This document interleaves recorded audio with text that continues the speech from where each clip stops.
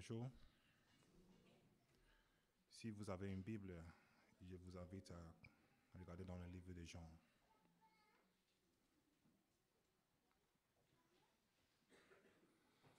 Jean chapitre 13.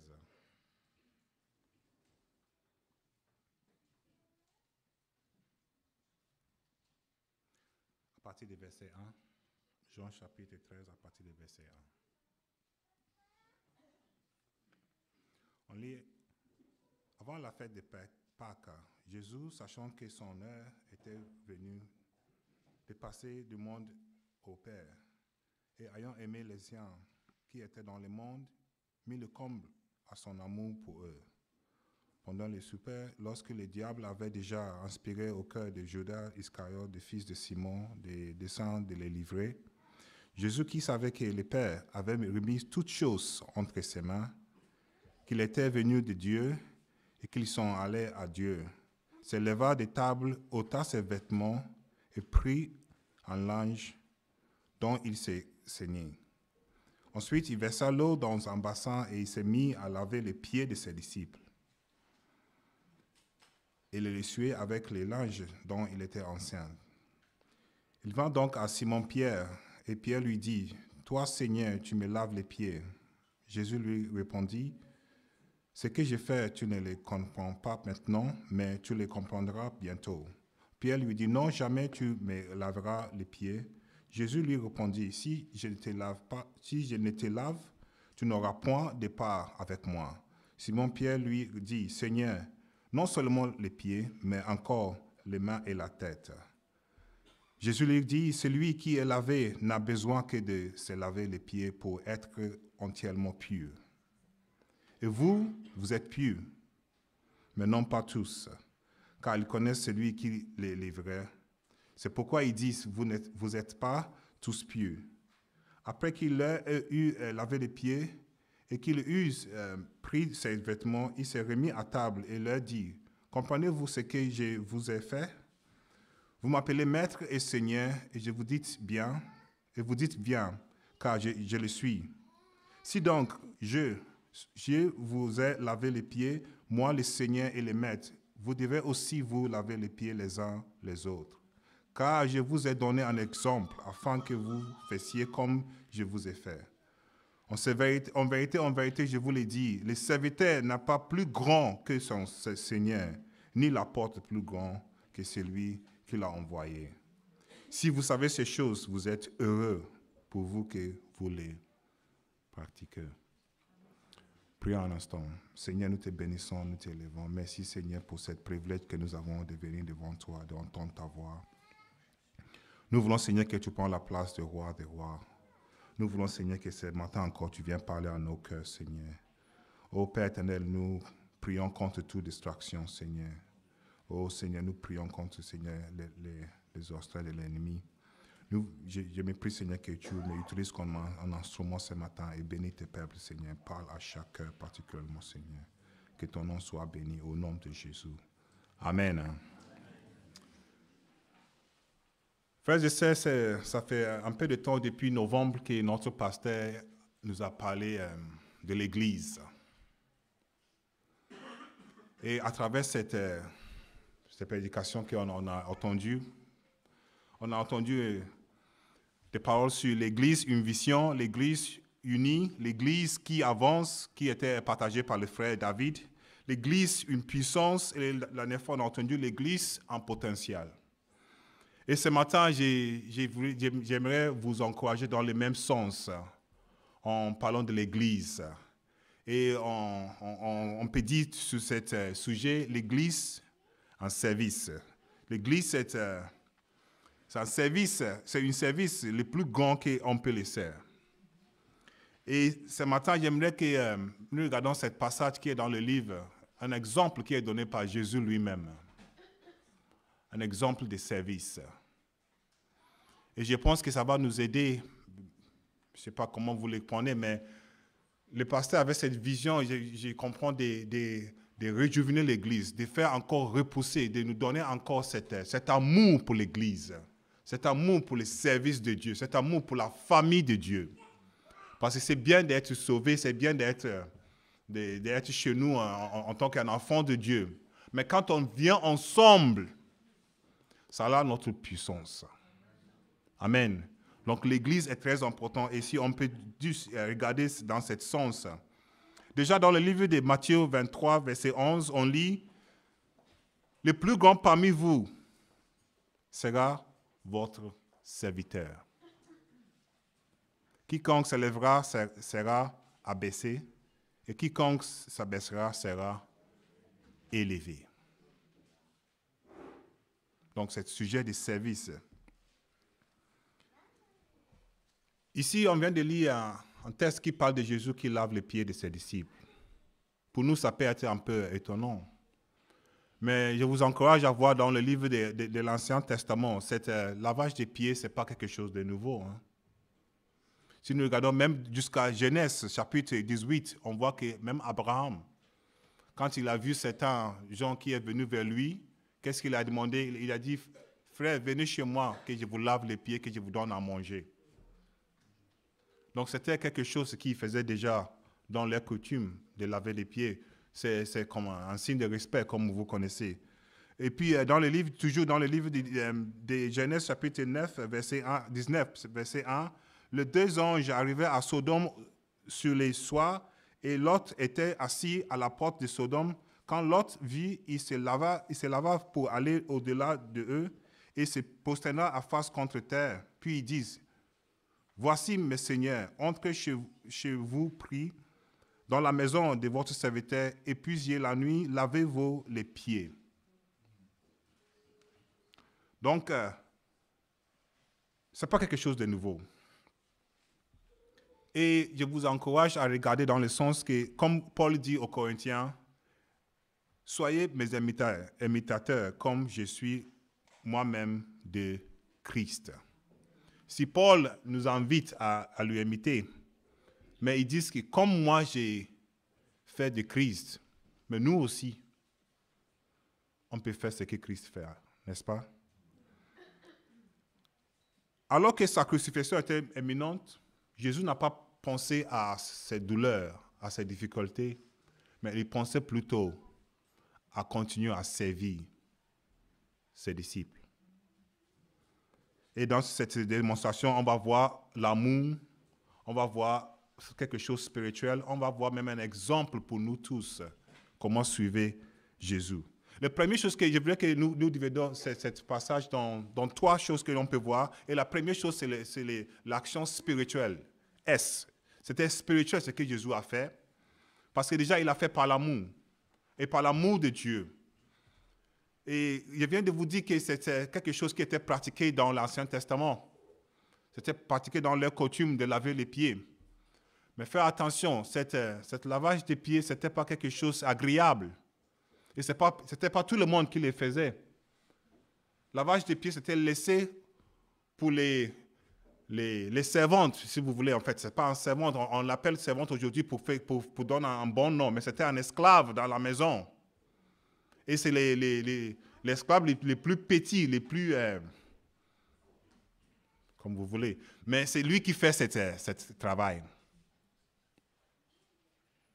Donc, pour que Jésus lui-même se lève et lave les pieds de ses disciples.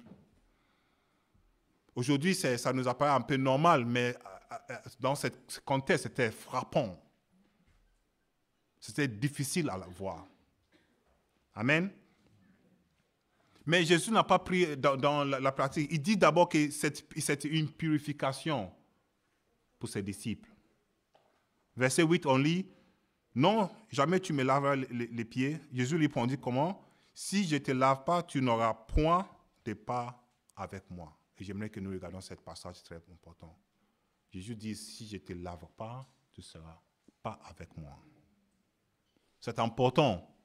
Même si parfois on se sent un peu honteux que Jésus lave nos pieds, n'est-ce pas? Mais est-ce que nous voulons que Jésus lave nos pieds ou si nous voulons que Jésus lave nos péchés? Amen. Ce que Jésus faisait, c'était des pieds, mais il disait que si je ne le fais pas, tu auras point avec moi. Qu'est-ce que ça veut dire? Ça veut dire que c'est la purification de la vie qu'il lui donnait.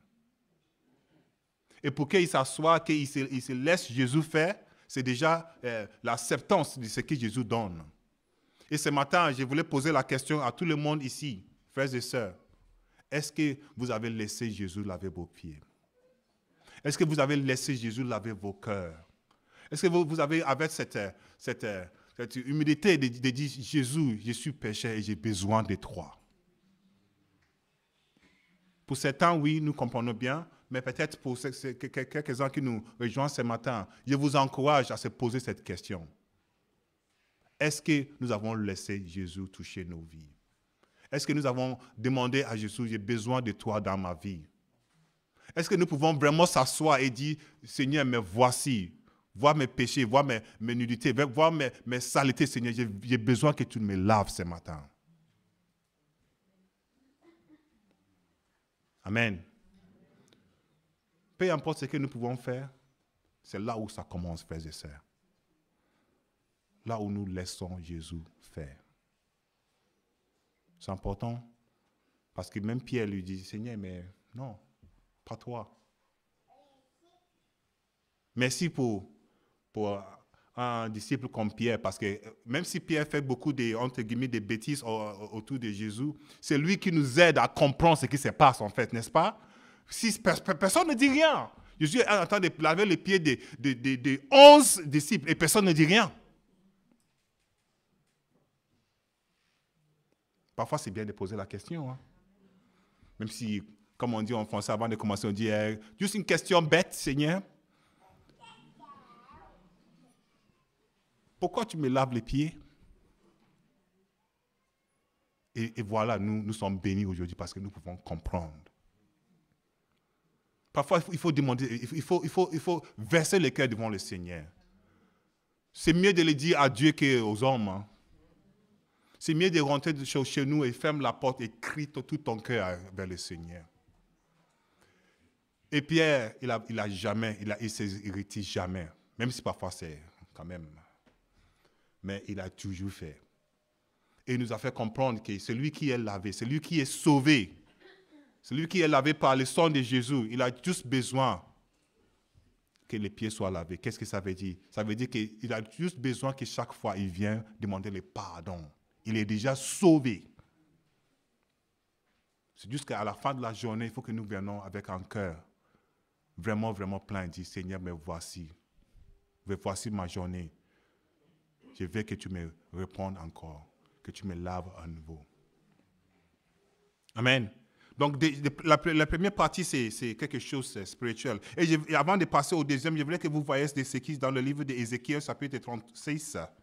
Ézéchiel, chapitre 36, verset 24.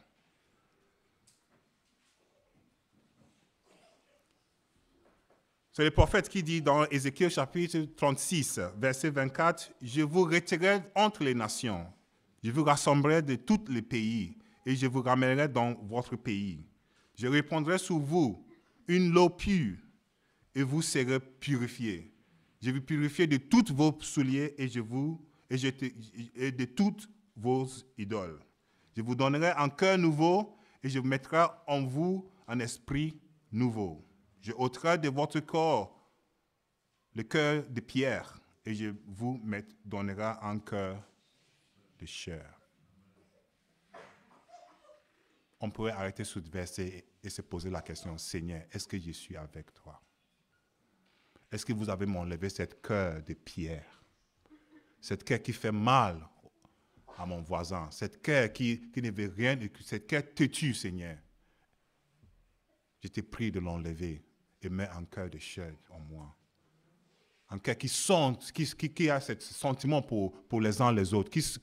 Quand je fais mal à quelqu'un, je peux sentir, Seigneur, que ce que j'ai fait, ce n'est pas bon. Amen. Et c'est Dieu seul qui peut le faire. On peut faire toutes les thérapies, on peut faire tous les conseils, on peut tout dire, mais c'est là, personne ne peut le faire, c'est Dieu. Amen. La deuxième chose que Jésus nous montre, c'est l'humilité. C'est un signe d'humilité. Jésus dit, vous m'appelez maître et seigneur, n'est-ce pas? Et vous dites bien quand je le suis. Maître et seigneur. Ils ne sont pas égaux. C'est le maître, mais c'est le maître qui vient laver les pieds.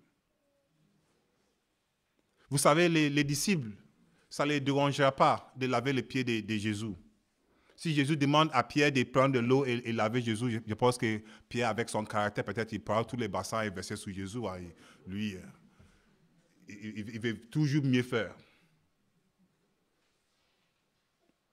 Mais si Jésus demande à Pierre, va laver les pieds des gens, Seigneur, quand même. En plus, c'est lui que tu l'aimes plus. Et tu me demandes, il y a des discriminations aussi. Donc si même il ne parle pas de racisme, mais après ça, c'est de notre côté même. Donc, entre eux, c'est très, très difficile. Mais Jésus dit, cela, ce n'est même pas entre vous, mais c'est le maître même qui vient de le faire pour vous. Je vous donne un exemple. Je vous donne un signe. C'est ce que vous devez faire pour les uns les autres. Amen. Et puis c'est intéressant parce qu'à la fin, Jésus lui dit, mais vous n'êtes pas plus grand que vos maîtres. Hein? Ne pensez pas que parce que vous êtes sauvés, ou parce que vous êtes avec Jésus, parce que vous comprenez la vérité, parce que vous savez que vous avez un Dieu qui veille sur vous, ce n'est pas parce que, à cause de ça que vous êtes plus grand que ceux qui ne sont pas sauvés. Hein. Il faut toujours être humble. Il faut toujours chercher à servir. Voilà l'exemple que Jésus a donné à ses frères et sœurs. Et c'est là aussi, je pense que ça parle à nous aussi dans l'Église aujourd'hui. Qu'il y a certains services que parfois il faut annoncer, il faut demander, il faut pousser, chercher. Ça m'étonne qu'aujourd'hui, dans l'église, le dimanche, l'église est remplie, mais les autres jours, on ne voit personne. Surtout quand c'est le jour de travail. Quand il vient à service, on voit pas beaucoup de gens. Hein. Ça fait, moi, presque 4 ans que je suis avec vous dans cette église. Et on a fait peut-être, moi-même, j'étais ici seulement 2 fois pour les grandes ménages. Et on n'est jamais plus que 20. Hein. Mais l'église, elle contient plus que 20 personnes. Hein.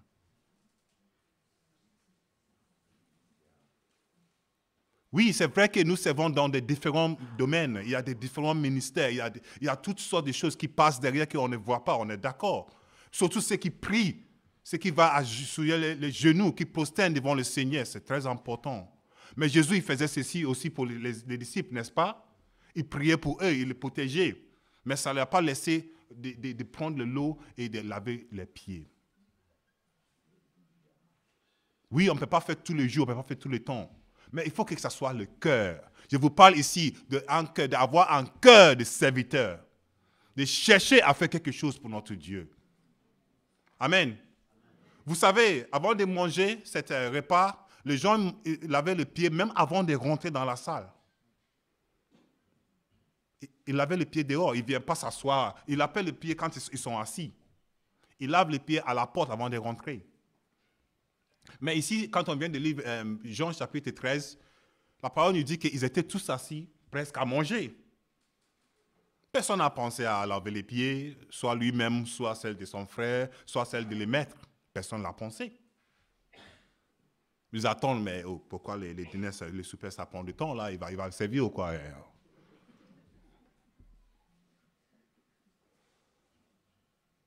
Mais Jésus avait cette cœur de se lever et de laver les pieds.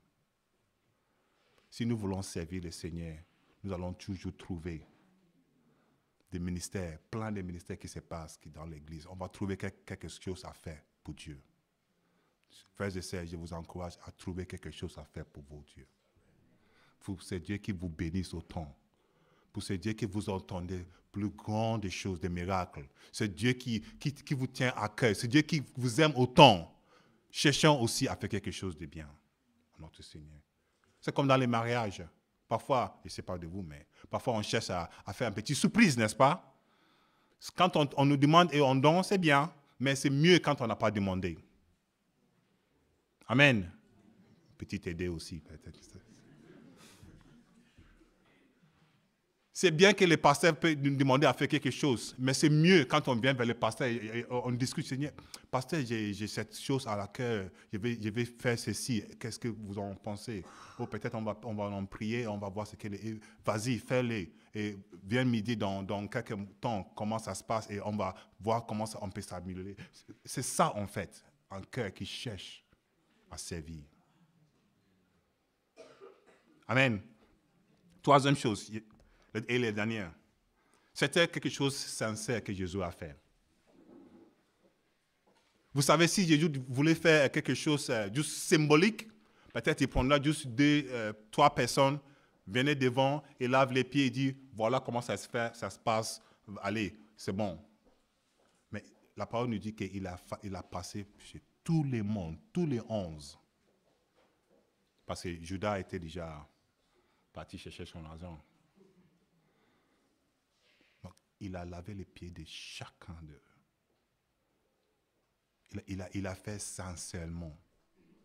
Et la parole de Dieu dit, quand il s'est levé, il a ôté son vêtement, il l'a mis à côté. Il ne va pas faire semblant. Il a mis ce qu'il a besoin, les serviettes. Il a un cœur de le faire et il va aller jusqu'au bout. Il ne fait pas semblant, un cœur sincère. Et pour vous dire que quand on prend quelque chose dans l'église, faites ce que nous voulons faire à cœur. Ne faites pas ce que on voit l'autre faire. Ce n'est pas une compétition, ce n'est pas un challenge, frères et sœurs. Cherchons quelque chose que nous pouvons faire facilement, tranquillement. Souvent, on fait des choses, on voit, la sœur, elle a fait ça, ok, moi je vais faire 2 fois. Ah, la famille l'a donné comme ça, moi aussi je vais donner. Non. Ça ne sert à rien. Et pour vous donner un exemple, regarde avec moi dans le livre des Actes, s'il vous plaît. Dans le livre des Actes, chapitre 4. Actes, chapitre 4, à partir du verset 37. On va voir un exemple de service, mais pas sincère. Vous savez, le livre des Actes nous parle de quand l'Église a commencé, n'est-ce pas? Quand les frères et sœurs commençaient à donner leur vie à Jésus, quand les disciples commencent à prêcher la parole. Et la parole de Dieu nous dit qu'ils étaient toujours ensemble et ils partageaient les uns les autres ce qu'ils avaient, n'est-ce pas? Et dans le livre des Actes, à partir du verset 4, 37, on dit, un homme a fait quoi? Il a vendu un champ qu'il possédait et apporté l'argent et le déposa aux pieds des apôtres. Passons au chapitre 5, verset 1. Mais un homme nommé Ananias, avec Saphira, sa femme, vendit une propriété et retenit une partie du prix. Sa femme les chassant, puis il apporta les restes et les déposa aux pieds des apôtres. Ça ne sert à rien de regarder ce que les autres font. Le plus important, c'est mets-toi dans ton assiette et fais ce qui te plaît. Amen. Et avec ça, tu vas le faire tranquille et tu seras toujours content devant le Seigneur. Vous savez, cet homme qui avait cette chambre qui a vendu, qui a donné tout l'argent aux apôtres. Si on lit un peu avant, les apôtres lui a sous-nommé Barabbas. Pourquoi? Parce que Barabbas, ça veut dire fils d'encouragement. Ce n'était pas quelque chose qu'il a fait qu'une fois. Il était aussi généreux que même les apôtres l'ont sous-nommé Barabbas. C'était son caractère. C'était sa nature. Il faisait ça naturellement. Amen. Pour certains, c'est la prière. Pour certains, c'est la musique. Pour certains, c'est le nettoyage. Pour certains, c'est la finance. Tout ce que Dieu nous donne comme talent, tout ce que Dieu nous donne comme force. Ce matin, je vous invite à chercher quelque chose à donner pour vous, Seigneur. L'Église, un service. Le plus que nous engageons avec le Seigneur, le plus que nous allons tirer nos attentions à lui. Le plus qu'il nous attirera vers lui, le plus qu'on va voir sa main puissante dans nos vies. On ne vient pas toujours à l'église avec un sac et on demande qu'est-ce que l'église peut me donner aujourd'hui. Non. On se pose la question aussi, qu'est-ce que moi aussi je peux faire pour mon Dieu? Amen. Soyons sincères. Ne regardons les autres. Faites ce que nous pouvons. Ne nous forcez pas. Ne négligez pas votre famille pour le service de l'église. Il ne faut pas venir faire 7 jours à l'église en laissant la famille sans soin. Non. Le temps que nous servons l'église, il faut que nous servons aussi nos familles. Il faut que ça soit équilibré, frères et sœurs. C'est important. Et si cette nature il est en nous, peu importe où nous irons, soit à Thionville, soit à des autres villes, soit même que le Seigneur nous fait partir dans notre pays, cette service, ça reste toujours nos caractères. Ce n'est pas compliqué. Je vous ai vu, j'étais étonné quand je suis venu la dernière fois qu'on a fait les travaux ici. Je vois un couple, je vois quelqu'un qui vient juste de s'intégrer à l'église. Ils sont là pour les travaux. J'ai dit, mais waouh, Seigneur. Et je me suis dit, mais non, c'est pas nouveau parce qu'ils avaient cette cœur en eux. Ils faisaient déjà avant de venir ici. Et ceux qui ne sont pas prêts à le faire, mais on va demander 1000 fois et personne ne va venir. Service à l'église, ça ne dépend pas combien d'années on était dans l'église. Les premiers jours qu'on rentre ici, on vient au service de Dieu. Amen.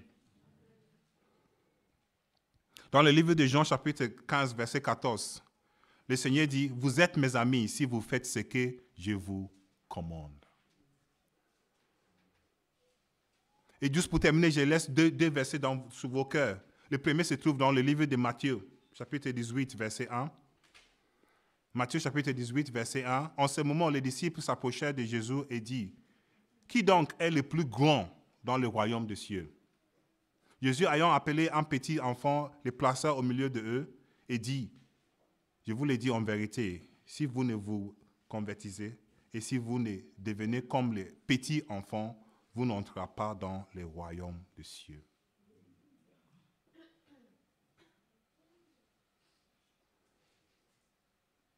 C'est pourquoi quiconque se rendra humble comme un petit enfant, comme ce petit enfant sera le plus grand dans le royaume des cieux. Pour certains, ça les gêne pas absolument quand ils sont toujours servis. Oh, assis-toi, café, des gâteaux, oui, s'il vous plaît, et avec un peu de sucre aussi, s'il vous plaît. On aime bien quand on est servi, n'est-ce pas? Ça fait du bien. Mais cherchons aussi, nous, à faire quelque chose ailleurs. Le dernier verset, c'est en Luc chapitre 22, verset 24. Il s'élèvera aussi parmi les apôtres une contestation. Luc 22, 24. Luc 22, 24. Lesquels entre eux devaient être estimés les plus grands? C'est toujours des conneries. Jésus est en train d'aller sur la croix et eux, ils pensent à qui est le plus grand entre eux. Jésus est accablé dans le cœur. Il semble si fort cet sentiment en lui, la croix. Mais ici, il se pense, mais entre toi et moi, qui sera à la gauche, qui sera à la droite?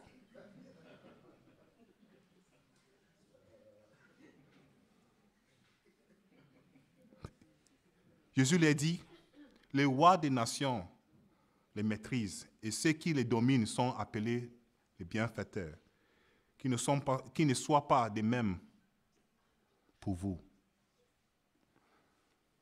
mais que le plus grand parmi vous soit comme le plus petit, et celui qui gouverne comme celui qui sert.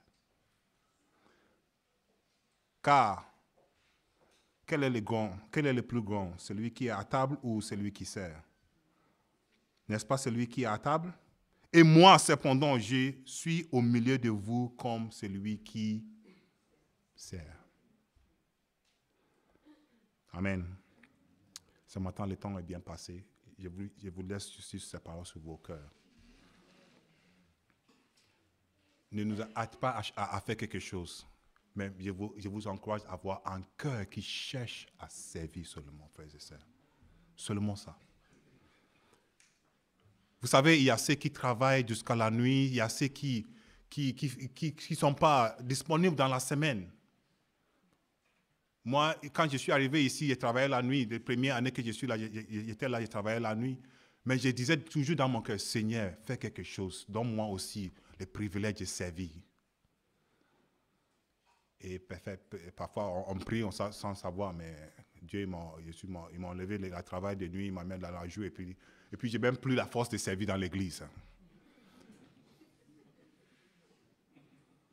Tout ce que nous donnons, il nous donne à Dieu. Donc, je vous encourage, faites ceci vos prières. Seigneur, donne-moi un cœur de te servir. Prions un instant. Seigneur, nous te bénissons, nous t'élevons. Merci pour ta parole, Seigneur. Nous voulons, Seigneur, être une église qui sert, Seigneur. Une église, Seigneur, qui te cherche, Seigneur. Une église, Seigneur, qui sont ensemble, unis, Seigneur, puissants, Seigneur. Parce que nous savons qu'ensemble, Seigneur, nous pouvons faire de grandes choses. Ah, Seigneur, tu nous as montré même l'exemple, Seigneur, en lavant les pieds, Seigneur, de tes disciples. Nous voulons aussi, Seigneur, t'appartenir. Donne-nous, ouvre les portes, Seigneur. Donne-nous, Seigneur, l'esprit d'un servant dans ton royaume. Oh, donne-nous, Seigneur, ce privilège aussi de faire, Seigneur, partie de tes enfants. Oh, tu dis dans ta parole, Seigneur, le moisson est grand, mais les serviteurs sont peu. Nous voulons, Seigneur, être les collaborateurs avec toi. Au nom de Jésus. Amen. Que Dieu vous bénisse.